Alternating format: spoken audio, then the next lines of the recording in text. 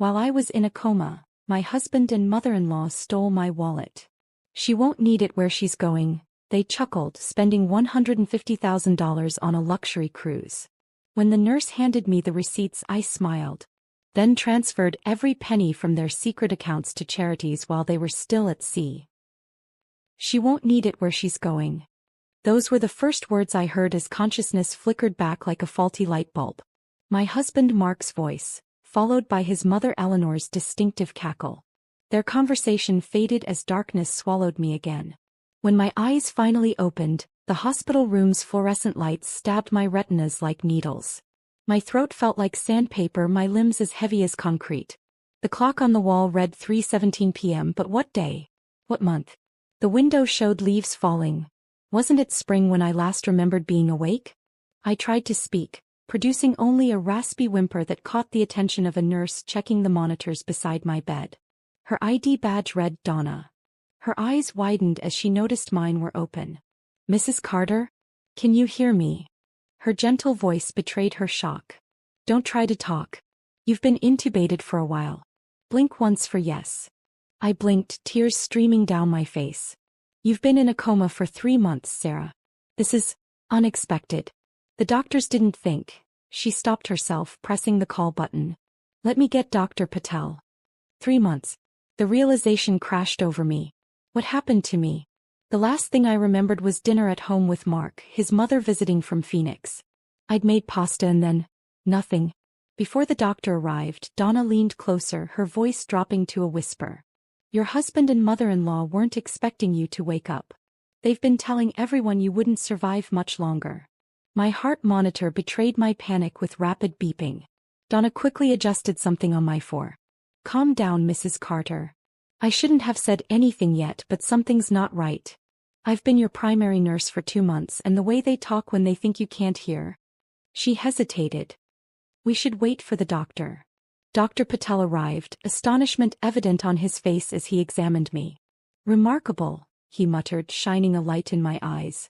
Mrs. Carter, you've defied our expectations. Your brain activity has been minimal. We need to run tests, but this is, well, quite extraordinary. After he left to order scans, Donna returned with ice chips for my parched mouth. As sensation gradually returned to my body, so did snippets of memories. Or were they dreams? Mark and Eleanor standing over my bed discussing finances. Their voices had penetrated my unconscious mind during their visits. The accounts are cleared out. She's never going to know. The doctors say her brain activity is almost non-existent. We deserve this cruise after everything. When Donna returned later that evening, I managed to croak out my first words. My husband, stealing? Her face confirmed my fears before she spoke. I've been documenting everything, Mrs. Carter. I've worked this floor for 20 years and I've seen family members do terrible things, but this... She glanced at the door before pulling out her phone. I shouldn't be involved, but something about them made me suspicious from day one. She showed me photos of receipts, bank statements, credit card bills. All collected from the trash can in my room or photographed when left unattended. A $150,000 luxury cruise booking. Designer clothes. A down payment on a vacation property in Florida. All using my accounts, my savings, my inheritance from my parents. They visit twice a week like clockwork. Always when shift changes happen, always when there's minimal staff. They think no one notices. Donna's voice hardened. They told the billing department you'd be dead before the end of the month, so they were tying up loose ends with your finances. The betrayal cut deeper than any physical pain. 15 years of marriage to Mark, all those holiday dinners with Eleanor, the joint accounts we'd established with such trust. Had it all been building to this moment? Had I simply been a means to an end? As my strength gradually returned over the next 48 hours, Donna brought me more evidence. Medical records showed my admission for anaphylactic shock, supposedly from accidentally consuming shellfish, which I was deathly allergic to. But the toxicology report showed concentrations that made no sense for accidental exposure. The levels in your blood work, Donna explained during her night shift when we could talk privately. Dr. Harrison questioned it initially, but your husband insisted you must have eaten something at a restaurant earlier. With no evidence to suggest otherwise. They poisoned me, I whispered, the truth crystallizing with horrible clarity. Mark knows I check every ingredient. I haven't accidentally consumed shellfish since I was 16. My accounting background, 15 years at Carter and Winslow Financial Services before cutting back to part-time after marrying Mark, suddenly became my greatest asset. Numbers never lied. Patterns always revealed the truth.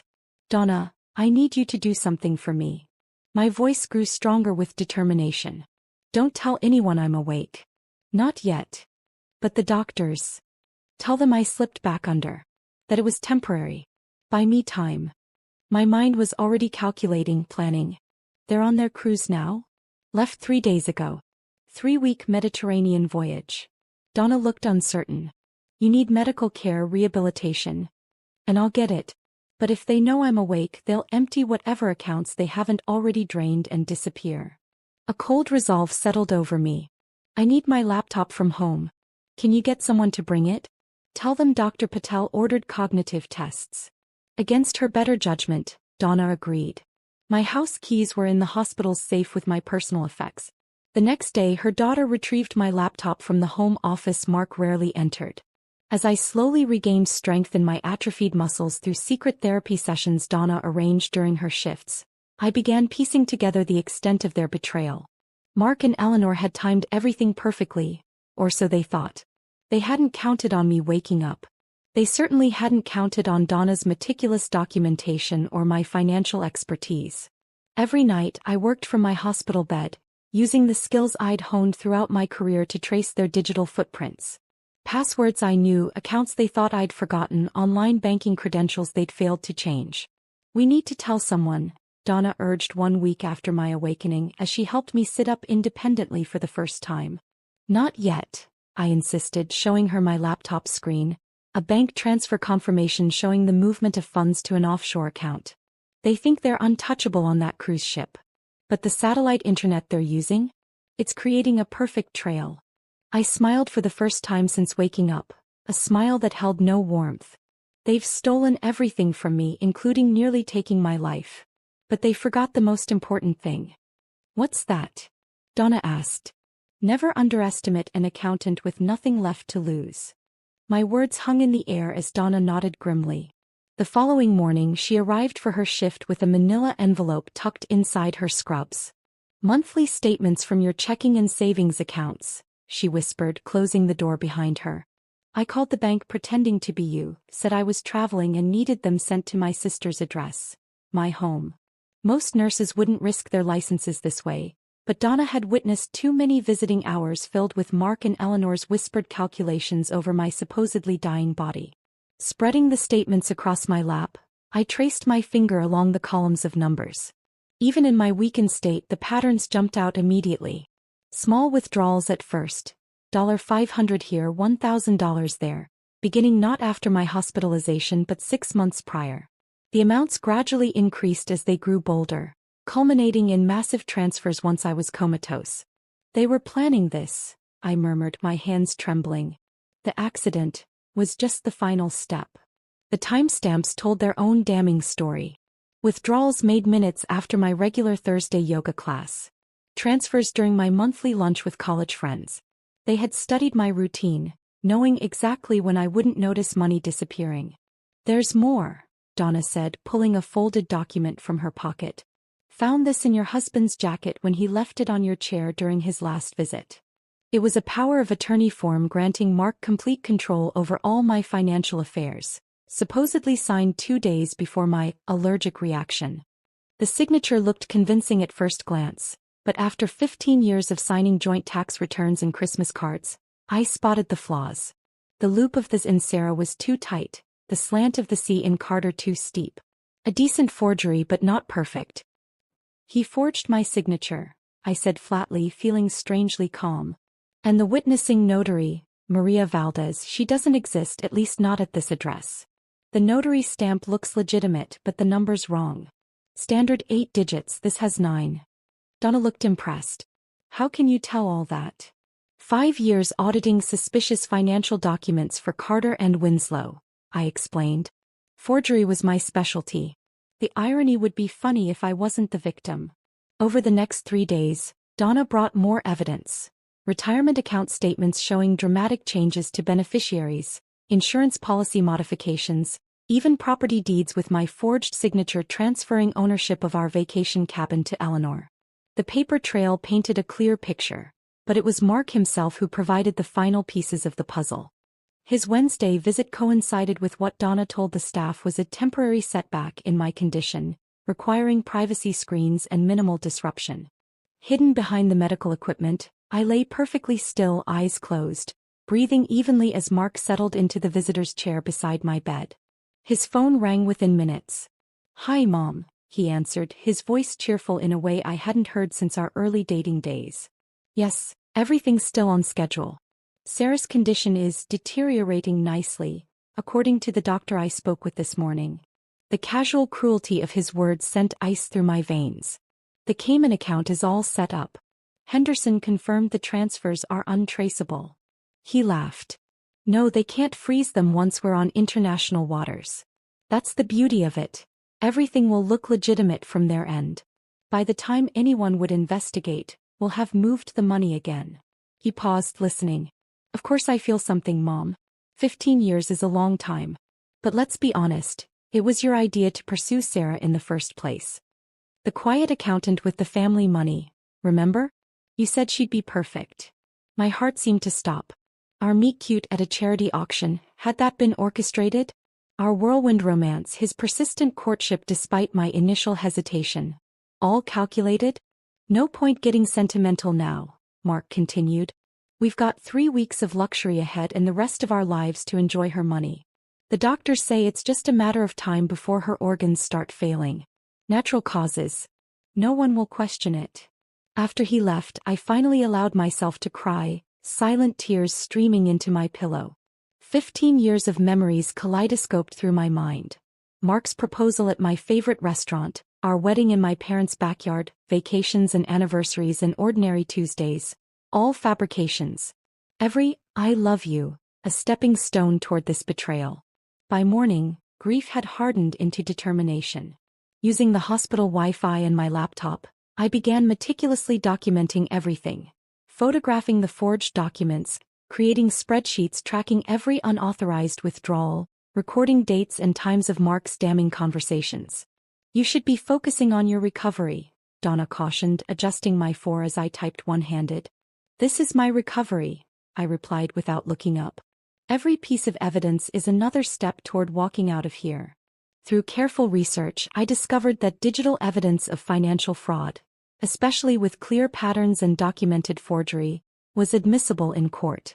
More importantly, with proper documentation, I could potentially take action remotely, freezing accounts and pursuing legal remedies even while Mark and Eleanor sailed blissfully through the Mediterranean. I created secure cloud storage for my growing evidence file, backing up everything in multiple locations. If my laptop disappeared, the trail would remain.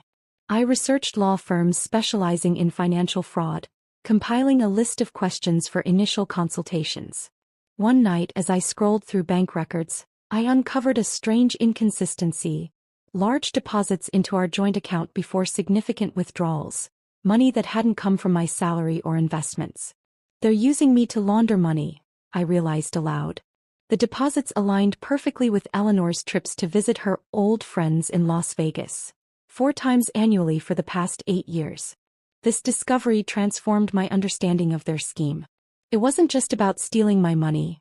I was a respectable front for something larger, my clean financial history and impeccable credit perfect camouflage for their activities. 10 days after my awakening, Dr. Patel noted remarkable improvements in my condition during his actual examinations, though he still believed I was unconscious most of the time.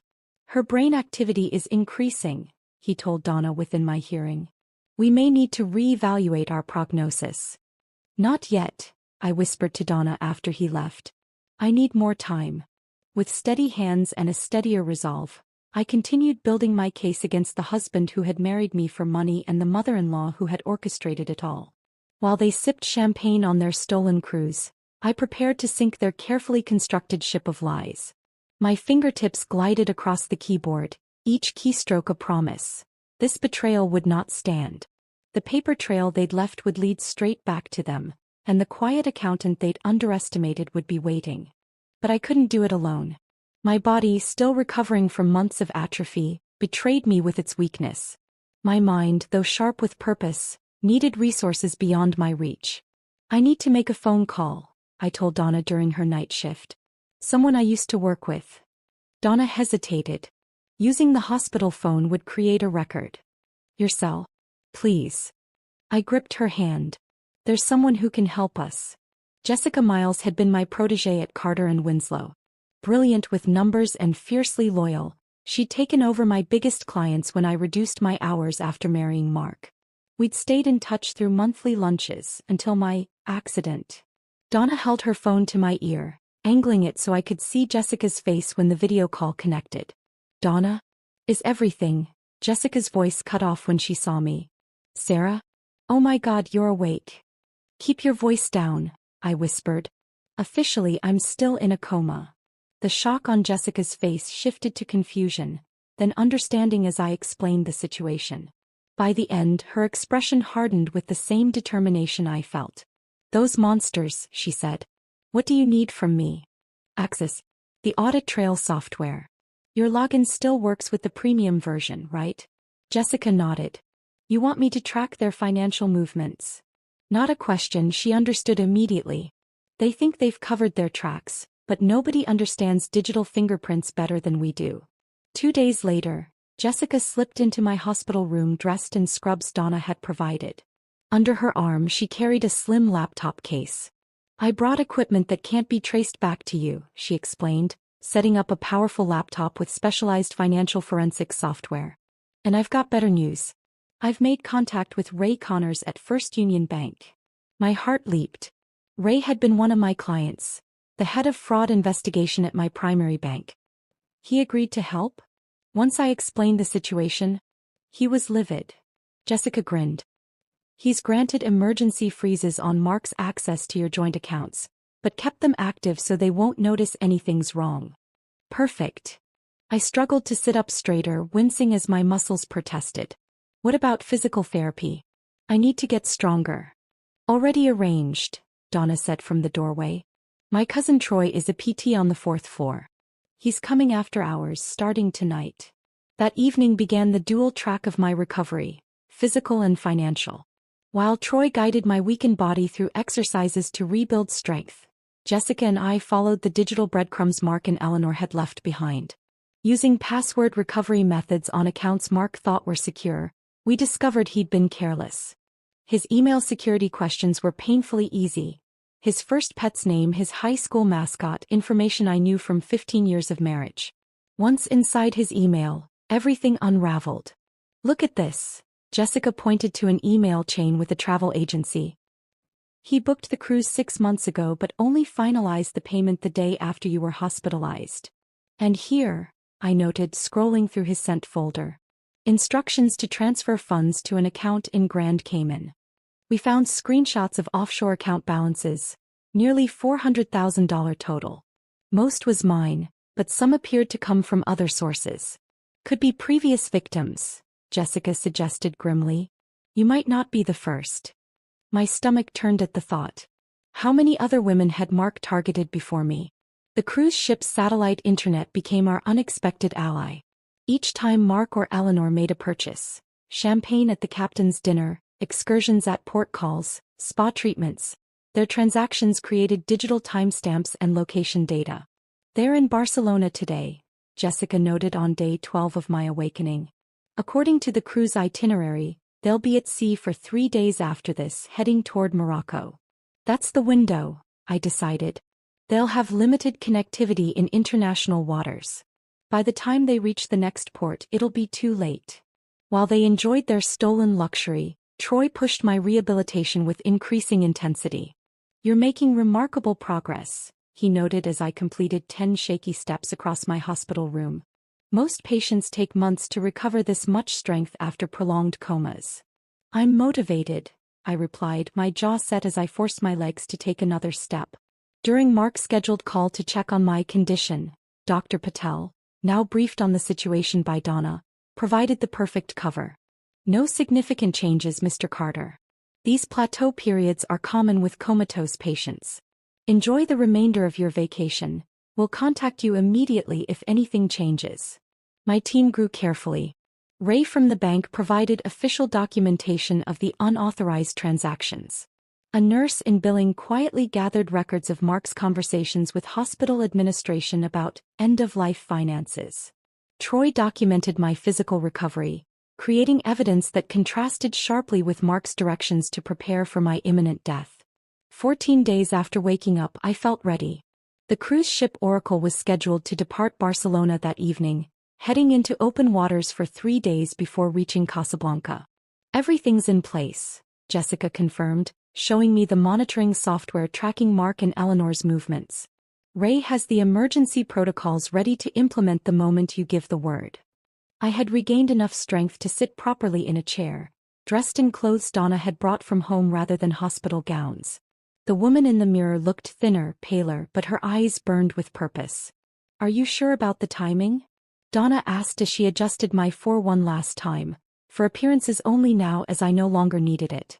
"Absolutely," I replied, watching the tracking dot that represented the Oracle moving away from shore. "They need to be far enough from land that they can't easily return. Their arrogance has always been their weakness. They'll check their accounts the moment they receive the notifications, probably right at the ship's bar where everyone can see their reactions." I smiled, feeling a cold satisfaction as I pictured their faces. Mark and Eleanor wanted a memorable cruise. I'm just making sure it's unforgettable. Jessica handed me her laptop. "It's your move, Sarah." With steady hands and a steadier heart, I began executing the counterattack they never saw coming. The quiet accountant they had tried to silence was about to speak volumes. Through the language of numbers they thought they had stolen from me. But first I needed legal protection. Jessica had already made the call. "Melanie Sawyer will be here in an hour," she said, checking her watch. "Best financial fraud attorney in the state.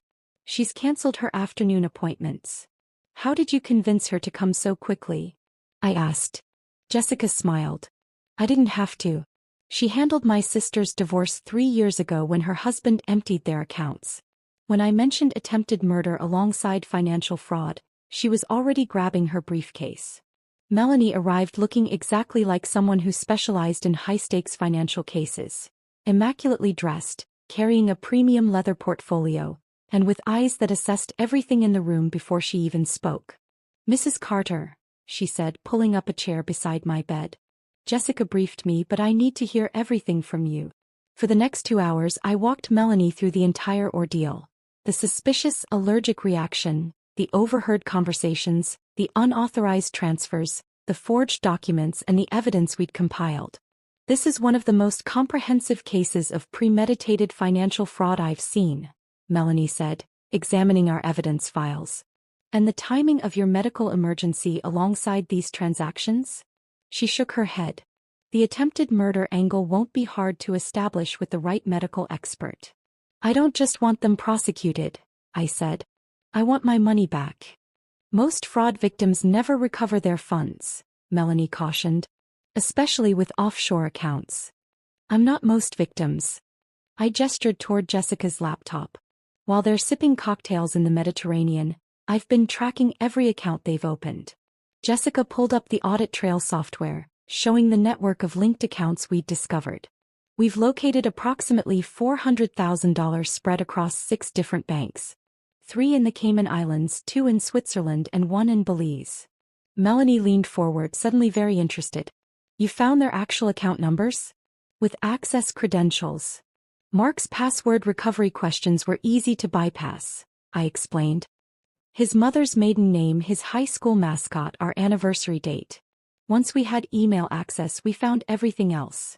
"And you're certain these accounts contain your funds specifically?" I nodded.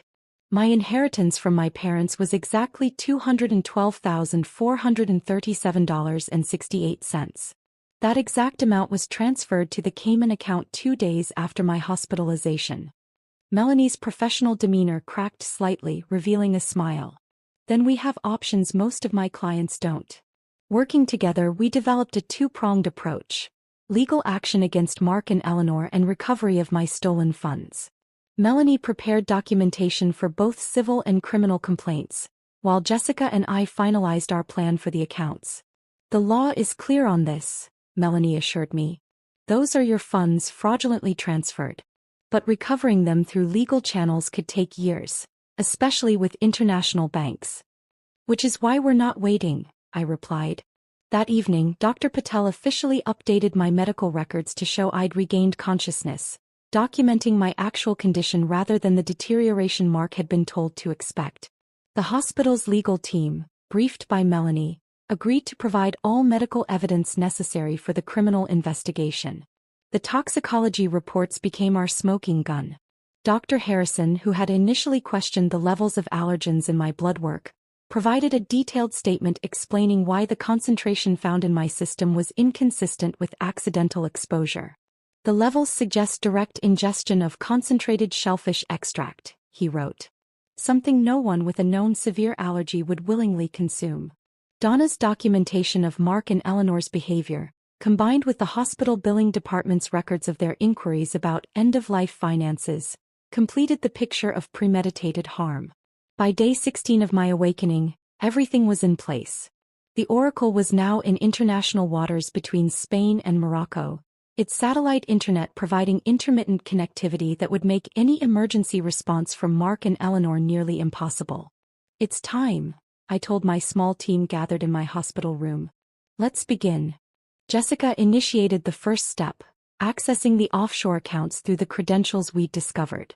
One by one we transferred funds back to secure accounts Melanie had established in my name, not taking everything but rather specific amounts matching exactly what had been stolen from me. $212,437.68 from the Cayman account, Jessica confirmed. Transferred successfully. $76,000 from the Swiss account, I added, watching the confirmation appear on screen. That matches the liquidated retirement funds. In total, we recovered $358,452.39, nearly everything they had taken from me. The remainder, approximately $42,000, represented money they'd already spent on their cruise and other luxuries. What about the excess? Melanie asked, pointing to funds still remaining in their hidden accounts. That's another $150,000 that doesn't seem to be yours. Probably other victims, I said quietly. Or other illegal activities. We don't touch that, the authorities will handle it. Instead, I had something more fitting in mind. Working with Ray from the bank's fraud department, we identified 5 charities focusing on financial abuse victims and medical research for coma patients. With a few keystrokes, I donated $150,000 from their remaining funds, divided equally among these organizations. Make sure each donation receipt lists Mark and Eleanor Carter as the generous donors, I instructed. Complete with their home address and contact information. Melanie filed our legal complaints electronically, setting in motion both civil and criminal proceedings. By morning, Detective James Wilson from the Financial Crimes Unit had opened an official investigation, working with his colleagues in violent crimes to address the attempted murder aspect. We'll have officers waiting when their ship docks back in Miami, he assured me during his hospital interview. The evidence you've provided is extremely compelling, Mrs. Carter. The final touch came from Donna, whose cousin worked for the cruise line's customer service department. We can have something delivered to their cabin, she suggested. A little notification of what awaits them. I drafted a simple message to accompany the charity donation receipts. Recovered, aware, and waiting. Enjoy the remainder of your cruise. Sarah. As Jessica tracked their ship's progress, we watched and waited. The moment of truth would come at 2:15 p.m. ship time, when the Oracle satellite system would connect for daily updates and our package would be delivered to their cabin. They've just received the package, Jessica announced, watching the delivery confirmation. And Mark's accessing his accounts now. He's trying the Cayman Islands one first. I imagined his face as he discovered the transfers, the growing panic as he checked account after account. The frantic calls to his mother's cabin. Their desperate attempts to contact their bankers, hampered by the ship's limited connectivity. The ship won't reach the next port for 58 hours, Donna noted, checking the itinerary. They're completely trapped. I leaned back against my pillows, feeling a calm satisfaction that had nothing to do with vengeance and everything to do with justice. They had left me for dead, stealing not just my money but the future I'd planned. Now they would face the consequences of their actions, stranded at sea with plenty of time to contemplate what awaited them at shore. Justice, I murmured, is best served cold. And with an ocean view. The next 58 hours passed with remarkable speed. As Mark and Eleanor remained trapped at sea, my recovery accelerated. By the time their ship docked, I had progressed from shuffling steps to walking the hospital corridor unassisted, my body responding to the urgency of my spirit. Dr. Patel signed my discharge papers the morning the Oracle was scheduled to arrive in Miami. Medically speaking, this is unprecedented, he said, reviewing my charts. Most patients require months of rehabilitation after prolonged comas. Most patients weren't poisoned by their spouses, I replied, accepting the wheelchair hospital policy required for my exit.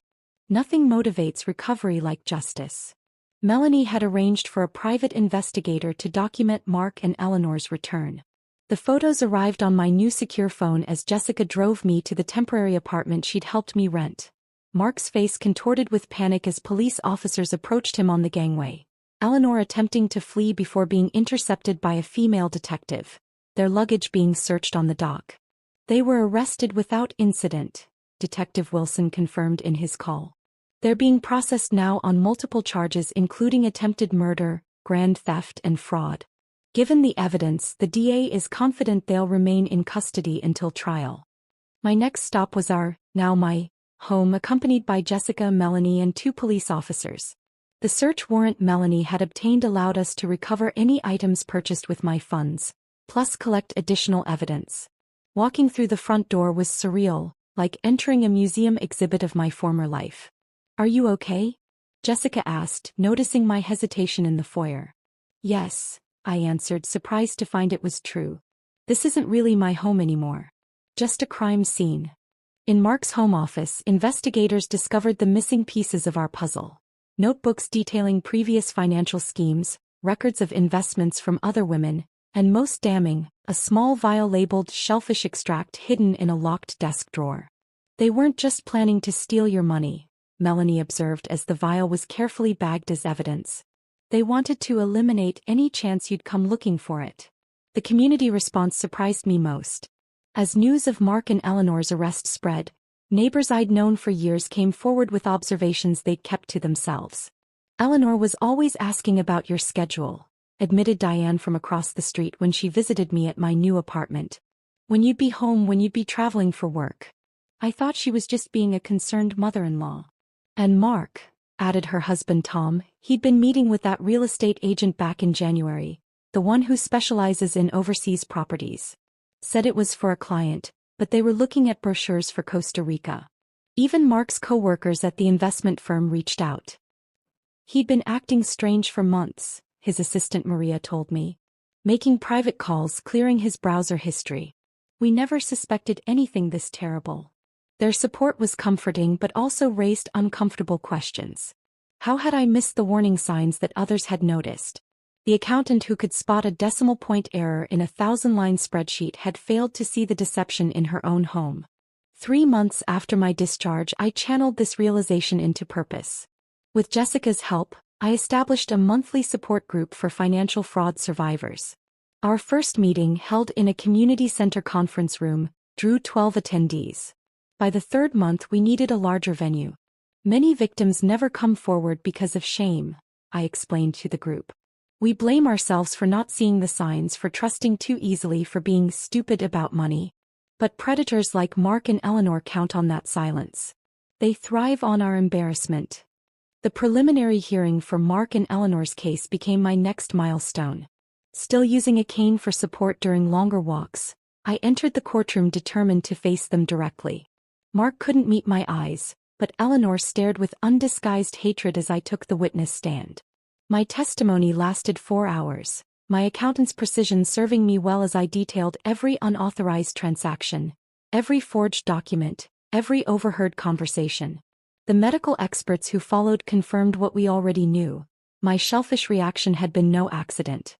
The concentration found in Mrs. Carter's system, Dr. Harrison testified, could only result from deliberate ingestion of processed shellfish extract, something no person with her allergy history would voluntarily consume. Both were denied bail, deemed flight risks given the offshore accounts and evident premeditation. As they were led away in handcuffs, I felt no triumph, only a quiet certainty that they could harm no one else. 6 months after my awakening, I received an unexpected call from Ray Connors at the bank. "We've been following your case, Sarah," he said. "The financial security training you've been offering through your support group, we'd like to formalize it. Would you consider developing a program for our customers? Particularly those in vulnerable situations like recent widows, elderly clients." The project gave me fresh purpose. Working from my new home office, I developed educational materials that translated complex financial security concepts into accessible guidance. My first workshop, hosted at the bank's community room, drew 30 attendees, mostly older women managing money alone for the first time. "My husband handled everything," one participant shared. "Now I'm terrified of making mistakes, of trusting the wrong person." "That fear is your protection," I told her. "But it shouldn't be your prison." Mark and Eleanor's trial began 11 months after my awakening. By then I walked without assistance, had moved into a new home in a different neighborhood, and had established a growing reputation as an advocate for financial fraud prevention. The prosecution's case was overwhelming, strengthened by 3 other women who came forward with stories of financial entanglement with Mark. The jury deliberated for just 6 hours before returning guilty verdicts on all counts. Mark received 18 years for attempted murder and financial crimes. Eleanor, as the mastermind, received 22. As the 1-year anniversary of my awakening approached, I faced a decision about my professional future. The workshops had expanded to 3 banks, 2 community colleges, and several retirement communities. Jessica urged me to think bigger. "You could reach more people with your own firm," she suggested over lunch. "Specialized financial consulting focused on protection and education." I opened Sentinel Financial Consulting on the exact 1-year mark of regaining consciousness. The small office suite accommodated myself, Jessica, who joined as a partner, and 2 recent accounting graduates committed to our protective mission. Our client list grew steadily, primarily through word-of-mouth referrals from those who'd attended workshops. At our modest opening reception, Donna arrived with a small gift-wrapped package. Inside was a framed photo of me in my hospital bed, laptop open, determination on my face. "To remind you," she said, "of how far you've come." Later that evening, alone in my new office, I studied the photograph. The woman captured there looked fragile physically but possessed an unmistakable strength in her eyes. They had underestimated that woman, assumed her value lay only in her accounts and assets. They never understood that her true worth lay in her resilience, her precision, her capacity to transform victim into victor. I placed the photograph prominently on my desk, a daily reminder that my second chance wasn't just about survival. It was about ensuring others had the knowledge to protect themselves from predators like Mark and Eleanor. They had tried to silence me permanently, but instead had given inadvertent voice to my true calling. Where they had seen only a quiet accountant, the world would now know an advocate. Where they had planned an ending, I had found a beginning. Where they had sought to steal my life, I had instead reclaimed it. Stronger, wiser, and with purpose that no one could ever take away.